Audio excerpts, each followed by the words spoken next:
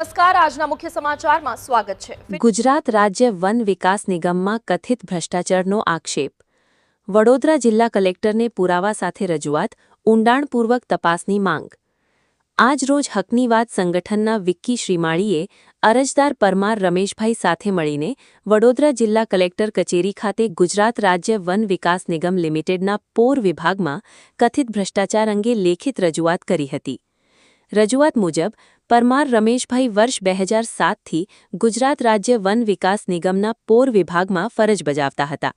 વર્ષ 2025માં તેમને contract system હેઠળ કામ કરવા માટે જણાવવામાં આવ્યું હતું। તેનો વિરોધ કરતા તેમને નોકરીમાંથી દૂર કરવામાં આવ્યા હોવાનો આક્ષેપ કરવામાં આવ્યો છે। અરજદારે જણાવ્યું કે બાદમાં આરટીઆઈ હેઠળ મેળવેલી માહિતીમાં પોર વિભાગમાં ફરજ બજાવતા કર્મચારીઓ અંગે ચોંકાવનારી વિગતો સામે આવી હતી। રજૂઆતમાં એવો આક્ષેપ કરવામાં આવ્યો છે કે કેટલાક એવા લોકોના નામ હાજરી રજિસ્ટરમાં દર્શાવી સરકારી તિજોરીમાંથી પગારની ચૂકવણી કરવામાં આવી રહી છે, જેઓ વાસ્તવમાં ફરજ બજાવતા નથી। આ બાબતે ગુજરાત રાજ્ય વન વિકાસ નિગમના મેનેજિંગ ડિરેક્ટરને પણ લેખિત ફરિયાદ કરવામાં આવી હોવા છતાં કોઈ જવાબ મળ્યો ન હોવાનું રજૂઆતમાં જણાવાયું છે। વિવિધ વિભાગોમાં રજૂઆત છતાં યોગ્ય કાર્યવાહી ન થતાં આખરે હકની વાત સંગઠન મારફતે જિલ્લા કલેક્ટરને તમામ દસ્તાવેજી પુરાવા સાથે અરજી આપવામાં આવી છે।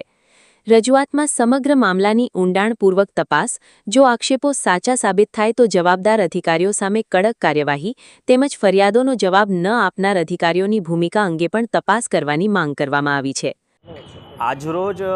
વડોદરા જિલ્લા કલેક્ટર કચેરી ખાતે અમે અહીં આગળ એક અરજી લઈને આવ્યા છે કે હકની વાત વિક્કી શ્રીમાળી અમારી પાસે જે અમારા જે તકલીફમાં છે ભાઈ જે પરમાર રમેશભાઈ છે, જેઓ ગુજરાત રાજ્ય વન વિકાસ નિગમની અંદર 2007થી લઈને 2025 સુધી જોબ કરતા હતા અને 25માં એમને કોન્ટ્રાક્ટ સિસ્ટમ લાવવાના કારણે એમને જોબમાંથી એમનો વિરોધ કર્યો, તો એમને મતલબ કે કાઢી મૂકવામાં આવે અને ત્યારબાદ એમની જે નોકરીની લડત છે એ તો ચાલુ છે, પણ સાથે સાથે જ્યારે એમને આરટીઆઈના માધ્યમથી ત્યાંની જે માહિતી માગી એમાં એક ચોંકાવનારા બધા અમારી પાસે પુરાવા આવ્યા છે અને પુરાવાની અંદર એવું છે કે જે વ્યક્તિ ત્યાં આગળ નોકરી જ નથી કરતો એવા વ્યક્તિઓના નામ અને સીધા એમના પગાર થઈ જાય છે, તો એ સીધા જ સરકારી તિજોરીને ખાલી કરવાનો આ જે ભ્રષ્ટાચાર છે એ સામે આવી શકે છે। અને અમને તો ચોક્કસથી અમે એવા આક્ષેપ કરીએ જ છે કે આ સરકારી તિજોરીને ખાલી કરતા અધિકારીઓ વધારેના વધારે ભ્રષ્ટાચાર કરે છે, માટે અમે ત્યાંના જે જવાબદાર અધિકારીઓ છે, જે ત્યાંના મેનેજિંગ ડાયરેક્ટર છે અલકાપુરી શાખામાં, ત્યાં પણ અમે લિખિતની અંદર રજૂઆત કરી છે, પણ અમને કોઈ સચોટ એનો જવાબ મળ્યો નથી। આ જવાબ મળવાનું કારણ ના મળવાનું કારણ શું, કેમ એ કોઈક નીચેના અધિકારીને આ મેનેજિંગ ડાયરેક્ટર બચાવવા માગે છે, એટલે સીધા જ અમે આ કલેક્ટરશ્રીને આજે રજૂઆત કરી છે કે આનામાં ઊંડાણપૂર્વક જો રજૂઆત કરવામાં અને ધ્યાનપૂર્વક જો તપાસણી કરવામાં આવે તો ચોક્કસથી આ મોટો ભ્રષ્ટાચાર છે તે ઉજાગર થઈ શકે છે અને જે અધિકારીઓ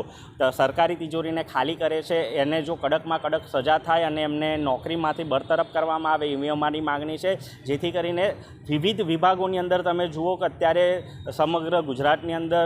અધિકારીઓ જ ભ્રષ્ટ છે અને અધિકારીઓ દ્વારા જ આવી રીતના ભ્રષ્ટાચાર કરવામાં આવે છે। તે અમે આશા રાખીએ છીએ કે ન્યાયતંત્ર પર અમને આશા છે કે અમારી અરજીને ધ્યાનમાં રાખીને વડોદરા જિલ્લા કલેક્ટર ચોક્કસથી તપાસ હાથ મૂકશે અને જવાબદાર જે પણ આમાં સંડોવણી થયેલા જેટલા પણ અધિકારીઓ છે તેમને પણ કાયદાકીય જોગવાઈ પ્રમાણે એમના પર કંઈક એક્શન લેવામાં આવશે।